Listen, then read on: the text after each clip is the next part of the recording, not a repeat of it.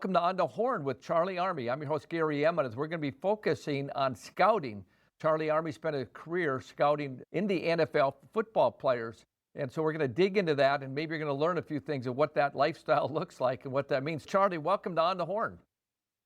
Glad to be here and look at viewing our last session. It was pretty good, and I'm very anxious to talk about scouting it. Charley, I just want to get my mind around. So if you're scouting for a team, you got to go to colleges and high schools and whatever that means all over the country. That puts a lot of pressure personally on you and your family and your wife growing up, doesn't it? It sure does. And my wife for 60 years, as I told you, she's a North Dakota native. She's from Drake, North Dakota. Actually, her name was Audrey Drake. And we were married for 60 years, but I couldn't have done any of this without her support and backing 100%. Whenever I talk about what I've done is not what I've done, is what we've done. And we had a great associate together. And it's difficult to be a wife in the NFL, either as a scout or as a coach, especially as a scout, because you travel so much. She has to take care of the whole front and then support you in all the different ways. I was very lucky. I had a wonderful wife, and we were married 6 years. I have two beautiful daughters, so nothing could be better in my life than remembering her. Oh, that's fantastic. I appreciate that. As a guy that's got 3 million miles on my life on airplanes, I don't know how many thousands of hotels I've stayed in all over the world. And so, Charley, I can't imagine what that means scouting. So give us a little bit of perspective of what your life looked like those years you were scouting, because I believe the first time you started scouting, the first team was the Buffalo Bills in 1978, correct? That's correct. 1978, I joined the Buffalo Bills as a Western United States scout. And that meant I was responsible for scouting all the teams in the Western United States and filing reports on their players and so on and so forth. And it meant you're on the road a lot. I used to drive my whole area because I didn't like to be subjected to the rules and regulations of flying, because if I felt I needed to stay a little longer, I could stay a little longer. If I felt I was completed my job at that particular college, I could move on quicker. It's a lot of traveling, a lot of being away from home a lot, but it's quite involving. Scouting is an art. And a lot of people don't realize it takes a lot. You have to put a lot of effort and energy into scouting and the different types of things that you have to look for when you're looking at a football player. And I get into a lot of that if you want me to.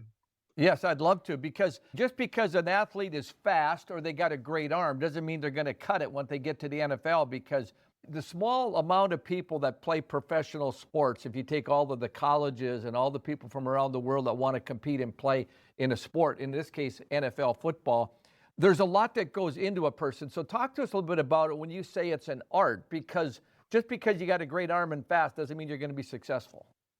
No, that's correct. And there's a lot of factors, but I always used to tell my scouts, I want you to remember, it's not how fast they run, it's how fast they play.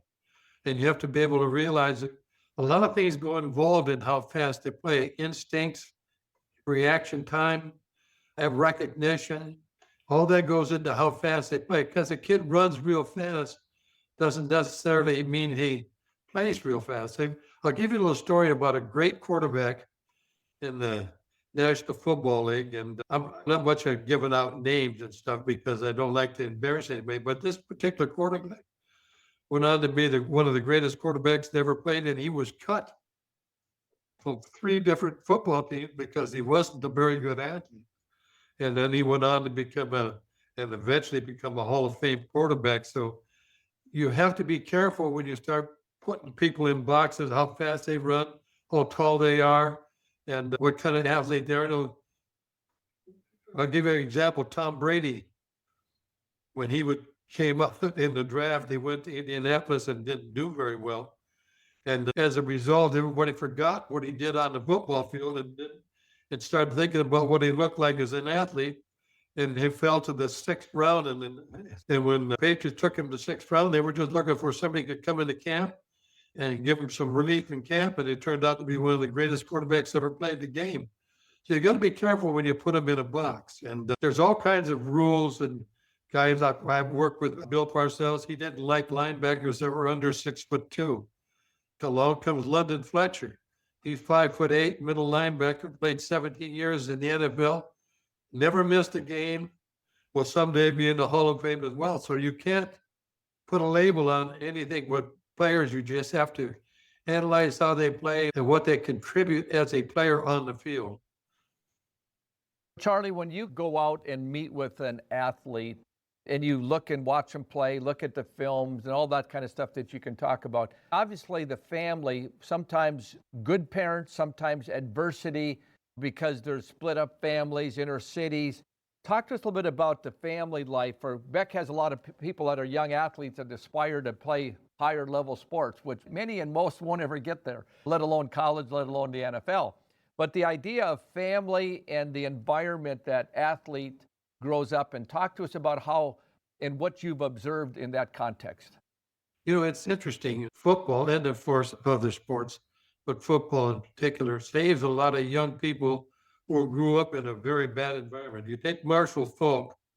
He was raised in the worst area you could possibly be in New Orleans, and his mother, it was the worst possible area a young man could grow up in, and his mother kept him on the straight and narrow. And his environment that he lived in was as bad as you could find a young man to be brought up in, and exposed to every possible type of crime you could be exposed to.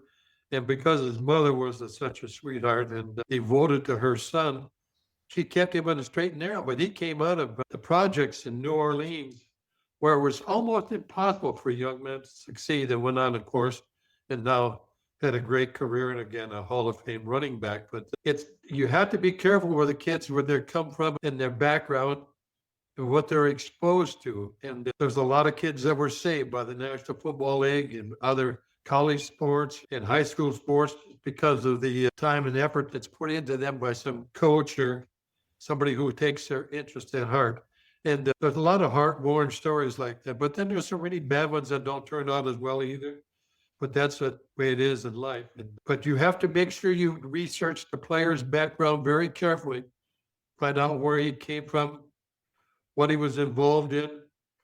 And we have one rule. When we start a draft process, we have what we call the main board. The main board has about 13 to 1,500 players on it. On that main board, you're going to filter that down to what you call your draft board. But the number one thing we all filtered out of our main board was players with character issues, that repeat character issues that were a problem. And we put them on the board we called other people's boards. You have to research the player. You have to look at their background. You have to follow them back into high school. We follow them back as far as we can get the research, and then determine whether they can stay on our main board or they have to go on what we call our other people's board, or the character board. Charlie, when you do this, and I think of drafting, because you're out scouting to draft these players that are going to be on the team. Now, there's a whole other scenario about not only finding the right athlete, but playing in the competition of not letting the other teams that you're competing for. So let's say you got your focus on a quarterback. The reality is somebody else may have that quarterback. And if the word gets out that you discovered something that someone else did, good or bad, how that plays out in the media and with the other teams for competition, getting them in the route. Talk to us about what that means and that looks like. It's very sophisticated in the National Football League. Very few players escape the vision of most of the teams in the National Football League because of the simplification of how it's operated. But there always are a few. And I'll give you an example. London Fletcher was a player. He played at Sherrill College, a small college in Ohio. And he sent me a tape, and he sent the same tape to every NFL team of him playing. And I looked at this tape, and I couldn't believe this kid was making every play on the field on defense and every play on field and special teams. And I wondered, what's the issue with this football player? So I started to research. Well, he's a middle linebacker, and he's 5'8". And so I thought to myself, now nobody's going to take a strong look at this young linebacker. He's 5'8". So I got my scout that scouted that area, and I said, I want you to go in and I want you to work out London Fletcher. If you tell anybody about his football player, you're not going to have a job very long.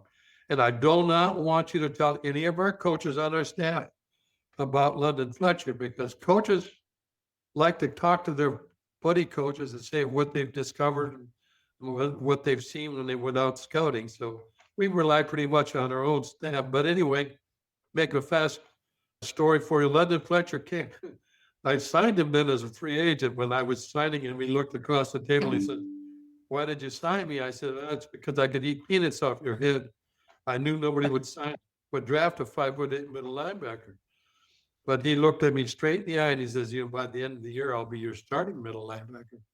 In the last game of the year, we played San Francisco and he made 17 tackles as a starting middle linebacker. And then he played for 17 years. So you can't put him in a box. And you have to be careful if you discover something like that, that you can keep it undercover and let people know. One of the players that played with him, father was running the Indianapolis Colts. They were on the same team together. And I was sweating out that the father of the Mike would find out about this kid from his son and decide to put him on their radar as well. But we lucked out. And so you got to be careful.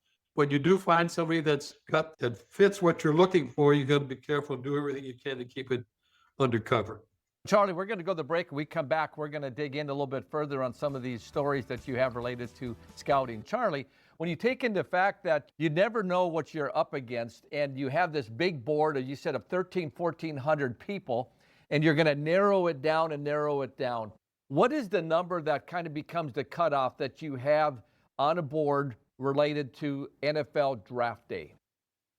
Well, it's an interesting question. And when we started out, after I get done eliminating the people on the other people's board, mostly because of character and other issues, but then I go to our main board and I start filtering down the board. And now you got to keep in mind every position is unique to itself. In other words, there's certain things you look at. If you're looking at a defensive player, you're looking at instincts and awareness and reaction. If you're looking at an offensive player, it's assignment football. Looking at his ability to learn and carry out his assignments. What I usually do is start narrowing that board down to our main draft board. And it's a process as I start narrowing it down. Then I start using a grading system that we developed called the alphabet system. And I designed this system, or we designed this system, because the focal point of every NFL football team is the head coach. Everything evolves around the head coach. He has to have the players he thinks he needs to win. So I kept thinking to myself, what we did, and how are we going to design this and make it easier for our head football coach? And we designed the alpha system. The alpha system meant we identified players alphabetically, so it would make it easy for our coach. For example, an A player is a player who had everything, was destined to be a Pro Bowl player and probably a Hall of Fame player. In the 30 years, I had one A player, and that was John Elway. And all the other, then it went down to base player was the guy that had all the same traits, but he lacked in some area, but he still was able to become a quality player and probably a Pro Bowl player. And it went down.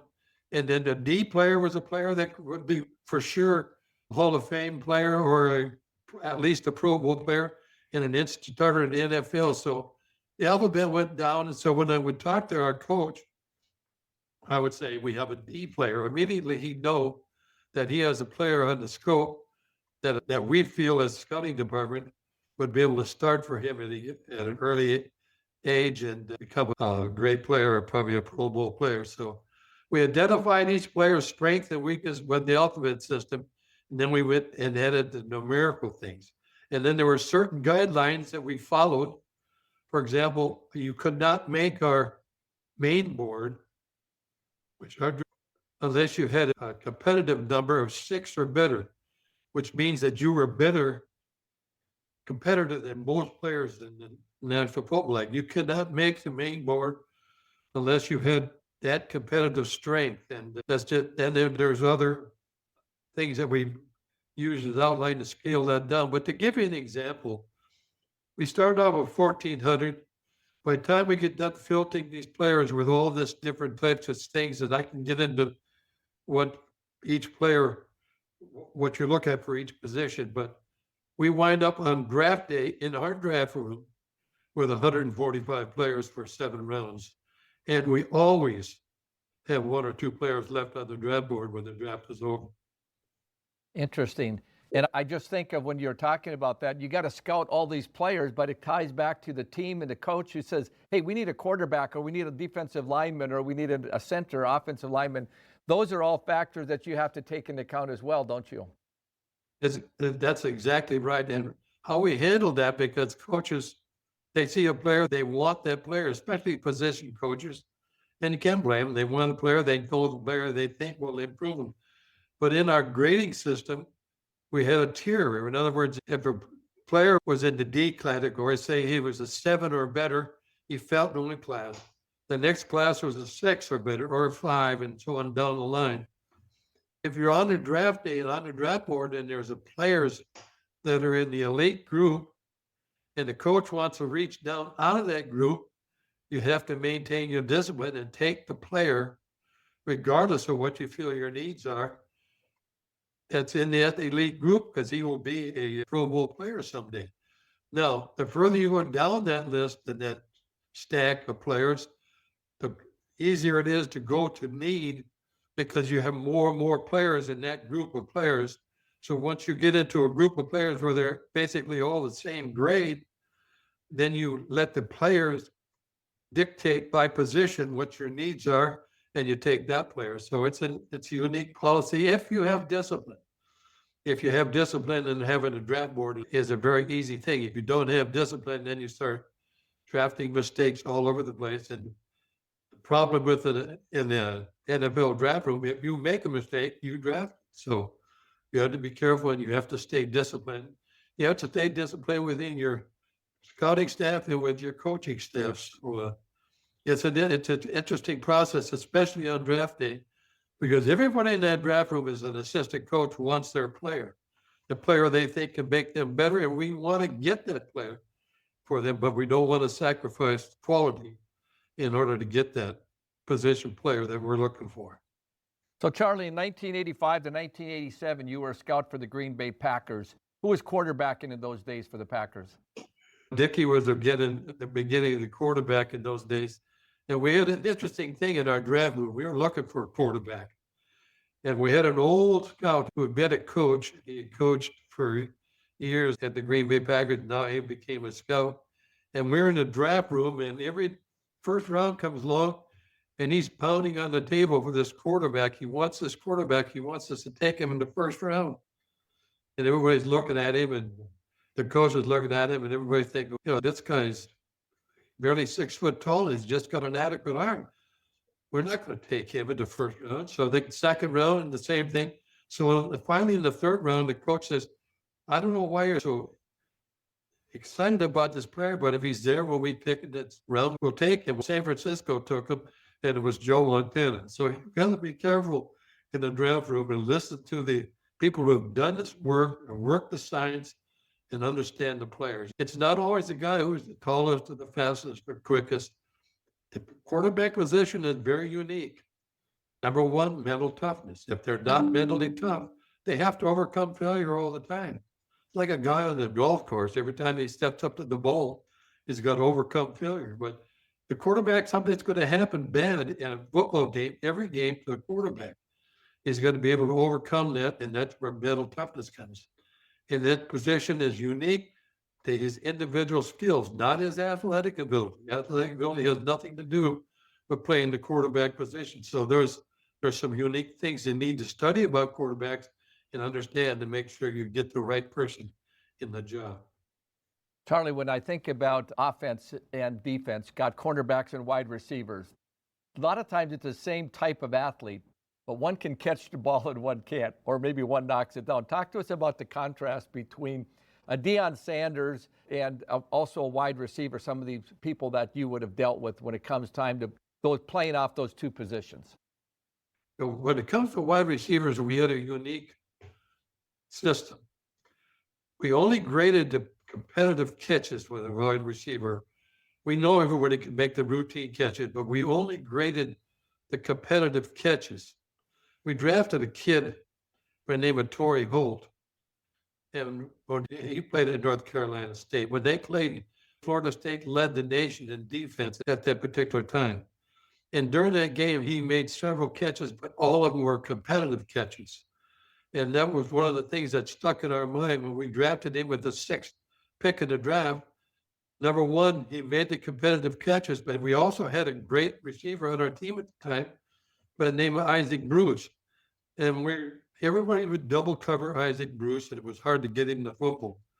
So we were talking with Coach Ramil. We knew that if we drafted Torrey Holt, as competitive as he was, as talented as he was, it would also make Isaac Bruce a much better player. And exactly what happened. Without Torrey Holt making Isaac Bruce a better player, we don't win the Super Bowl. Torrey made some competitive catches in the Super Bowl that were really beyond belief. You have to be careful how you evaluate a player. I can give another example of a player, and again, I won't mention his name because it's embarrassing to him. He was drafted number one by Pittsburgh because he caught so many catches in just off the chart with his production in a small college. But when we started grading the thing that was happening, he was making great catches, but he wasn't making any competitive catches. Pittsburgh drafted him in the first round. He never played it down in the National Football League. He just couldn't make the competitive plays. And you have to be careful. Make sure you stay with your discipline, what you're looking at. Any player at any position, make sure you stay with your discipline on how to evaluate that player and make it work. Charlie, I was just thinking about when you're talking about the decision for Holt to draft him. That's the Rams winning the Super Bowl. And were you general manager during that draft, or were you still a scout? No, I was the vice president of player personnel, running the scouting department, pro and college scouting department, and became general manager after we won that game. But my love was in personnel. Being a general manager means a lot of other things. I really wanted to pretty much stay within the realm of finding players and developing players, and that was much more rewarding for me. And that's where my skill set lies. And doing contracts, which I did a lot of contracts. They were a headache. It was dealing with a contract, you can make a mistake, it costs your club a lot of money. I enjoyed the personnel part of it, and that's where I stayed. But even though I was a general manager with other responsibilities, personnel department, running the personnel department was where I fit and where I wanted to exist. So Charlie, when you have a scouting team, so you scouted, obviously in the early days, you're probably driving around, you talked about in your car, heading from one school to the next, meeting with families. By the time you get an NFL and you build a team, what does a scouting team look like for an NFL team? You're trying to find young people that have that ambition or them in their blood that they want to go out and study talent and help in this area. It's not a very glorifying job being a college scout in the NFL team. You travel around, you look at the players, finding reports, doing background checks, and I've tried to find players. First of all, I wanted a mixture of guys who have been there and done that, and to find guys that were reliable, because those were the guys I usually put on our top 100 players in either the Western United States or the Eastern United States. And then I like develop the young scouts so we could develop them into our way of thinking and our way of handling things. I had one young scout like that by the name of Brad Holmes. He came in and as a rookie scout and trained and worked hard and learned our system, believed in our system, and went on. And he's now the general manager of the Detroit Lions. So developing a young scout is as important as developing a young player. And we look for that mixture, the guys who wanted to do it, had an ambition for doing it, and a fever for doing it. And of course, going on to be successful. And some guys live their whole life as scouts and are very successful and probably don't get recognized enough for what they've achieved and contributing to their football teams. Charlie, talk a little bit about some of the coaches you worked with as a scout and the impact it has, and maybe some memorable moments and the impact of you discovered this great athlete and the interaction with the coach related to that. I'll give you an example. There's a great running back in Pittsburgh, Curtis Martin. And in junior and senior year, he played very little because of an injury. And Bill Parcells was our head football coach. And I really liked this player, and I had him pretty high on our draft board. And we started to discuss it with Coach Parcells. I think he only played like 3 games his senior year, but he had these injury problems. So getting more people involved in the process of scouting is more than just the scouts. So I got our medical people involved, flew the player in, and had it medically evaluated, and our medical people assured Coach Parcells and myself that the problem that he had medically could be fixed and repaired, and he could go on and play in the National Football League. Coach Parcells agreed. In the 3rd round, we drafted Curtis Martin. And of course, and in the end, then he goes on and becomes an All-Pro and a Hall of Fame running back. But that's an example of using more people and more resources to discover a football player and find out what his true identity as far as playing in the National Football League can be. But that's an example of how that works. And thank goodness Bill Parcells was smart enough to agree to draft this player, and he went on to develop him into one of the greatest players that ever played the game. Charley, when you take a look at the NFL and these athletes, you take the early days when you were scouting and the lifestyle that the athletes had, the training, the nutrition, I would just like to have you contrast. My guess is early on, if you hear some like the great early pro golfers, they started out, they'd party all night, and they'd come out barely sober sometimes when they hit the golf course in the morning. You have these interesting stories of how it's changed and how the athlete, the mindset, the people around an athlete, especially a high caliber one when they got big dollars at stake. Can you talk about how the NFL has changed from back when you started doing this to the way it looks today? Oh, it's changed a great deal. When I first started, for example, in our practice facilities and in our game facilities, we had cages of beer. Players that come off the practice field, they could have themselves a beer and relax, and we have a smoking area where they could sit down and smoke. That's all evolved. And when we play a game on the road, they'd get on the plane and they'd give them a basket with some sandwiches and a couple beers to drink on the way home. That's all changed now. It's all become more disciplined. You don't have that same type of environment. There's no smoking in the dressing room. There's no alcohol in the dressing room. So it's become more sophisticated from the standpoint of taking care of the player's health, taking care of his well-being, keeping him fine-tuned into what he needs to become, be the greatest player he can be. It's changed dramatically over the years, and now, of course, everything is so fine-tuned and eaten properly, the proper amount of time to spend in the weight room, the type of weights you lift, and the amount of time you spend on the practice field. Everything is much more sophisticated and much more refined than it was back in the days when I first came in the NFL. So, Charley, when you were scouting and you traveled, you said you covered the U.S. for some of the East Coast teams. Talk to us a little bit about some of the experiences you had in some of the schools and the universities. You're a young athlete out there. What are some of the programs that you saw that continually churned out athletes that you would say, hey, when this school had somebody, there was something good coming out of it because they did their homework out of high school to get you prepared from college to the NFL, right? Yeah, schools like Nebraska and at that time Florida State and the USC, and there are certain colleges that had a tradition of building a great program, much like North Dakota State has done over the years.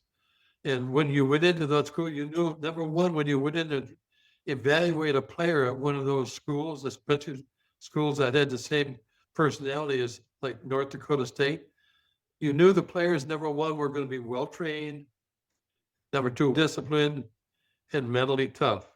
And that's the factors it looked like.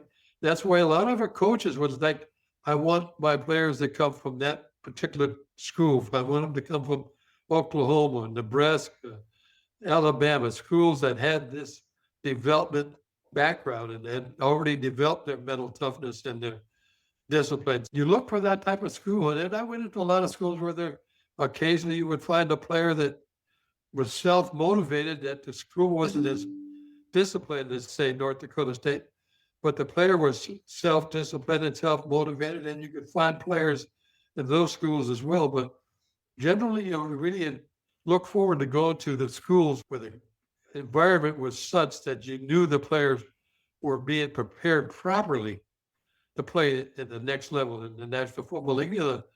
The rate of those kids that make it is only about 3%. So that's a fine line. And so you're always looking for that edge you can find. And usually find it in those discipline schools. That's why a lot of the kids in North Dakota State have gone on and played in the National Football League. It's because they come from a disciplined, organized, mentally tough football program, and it lasts over the years. So Charlie, talk a little bit about academics. When you had athletes that really had a good academic or someone that didn't struggle through school, and that happens many times for a variety of reasons in a young athlete's life. Maybe you can give some insight into that.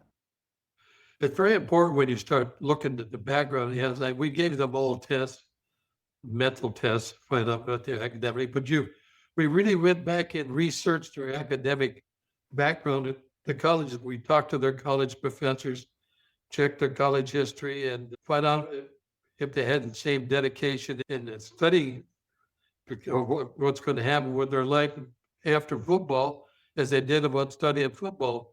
And there's a big correlation between people who are successful in the classroom and studying and their success on the football field. Awareness and instincts are very unique in the game of football. And you don't have awareness if you're not intelligent and you don't work at that in that area. But there's a lot of kids are funny. But I went in, I was talking to this one player, and I said, tell me about your he just had graduated from University of Oklahoma. And I said, tell me about your GPA.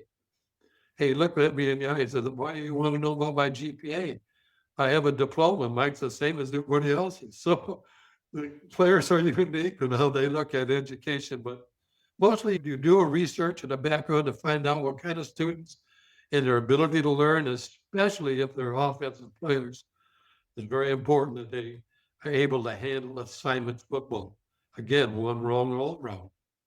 And I think of the sophistication of the plays, when you talk about a quarterback preparing, at least what you hear on the media side of it, how that football intelligence, but having a mind to remember all the things that are happening on any given play with all the things. And it can happen in real time, right? The quarterback walks up and says, okay, everything's different than what we were going to do right now. That matters, doesn't it? And man, it's been the greatest quarterback today that's able to achieve that awareness on the field, of course, is at Kansas City. As he has a unique ability to not only see the entire field offensively and defensively, but memorize it as the play develops. He makes unusual plays because he memorizes everything that's happened at the time of the snap of the football to where they are when he throws it. And he has a unique ability just to know where they are. And it's again, mental awareness, mental toughness, mental awareness is so unique in the instinct. Being a quarterback, it's a very sophisticated position. You not only have to have the ability to recognize what's happening, but you have to have the ability to deliver the ball on time and accurately. And the great ones all have that. Charlie, That's what set Kurt Warner out apart from a lot of the people. Kurt Warner was at Green Bay Packers training camp, and they never even took a look at him. And we put him in NFL Europe. He broke all the records in NFL Europe. But he had this unique ability. He not only knew what was happening on the football field, he had the great awareness, but he had the ability to get the ball off on time and accurate. Getting the ball off on time and being accurate are critical for playing the position of quarterback. So Charlie, having spent the year scouting from the Falcons to the Bills to the Packers, you had a very distinguished career scouting these pro athletes. You had to have some surprises, good and bad. Can you give us a few of those that we could, and sometimes you may name names and maybe you won't name names at all. The biggest surprise for me was the first year I was scouting with Buffalo, and this great player at Nebraska, I won't name his name, I don't want to embarrass him, but I went in and studied him and did all the disciplines, and he was a great player in college. And I thought to myself, well, this guy can't. I gave him the best grade I ever gave a player in my first year of scouting. And we didn't draft him, but somebody else drafted him. Slung pretty much the same way I did. He never played it down in the National Football League, but he couldn't adjust to the game on the National Football League level. Not only the competitiveness was not a problem, but the awareness and to be able to adapt mentally to what was going on in the football field. He just couldn't handle it. And so it was a big disappointment for me and taught me a great lesson that don't skip any of the discipline processes of scouting a football player, because when you do, it's going to be a mistake and you're probably going to draft him. So it was an embarrassment for me personally that I had graded this player so high and that he turned out to be an absolute complete bust. But then there's other guys too. There's the guys where you sign him as a free agent, you think that this guy has a chance to play in the National Football League, and then they surprise you. They surprise you by fulfilling all the things that you think they don't have, suddenly turn up when you put them in the right environment. So those things happen on the pro and on the con. And there's a lot of those cases where players are overlooked. And that's one of the things when you talk about the draft board. Everybody says, that guy wasn't even drafted. That's because a lot of those guys slipped through the cracks. When you're thinking 1,300 players and you have 145 on your draft board, somebody is being overlooked. And after the draft, we've always had 20 or 30 players we wanted to sign as free agents because we felt they had a chance to make the National Football League. One year I had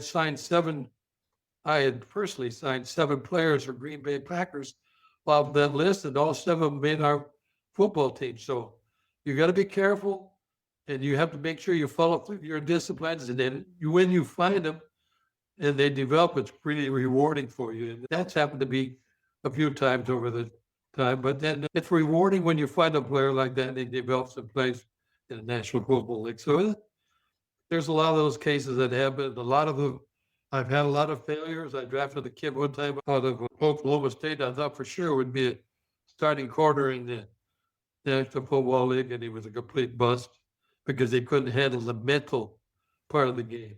I'll give you another example. A quarterback came out, was picked number 1 in the draft, and he came out of Tennessee. He was a great quarterback.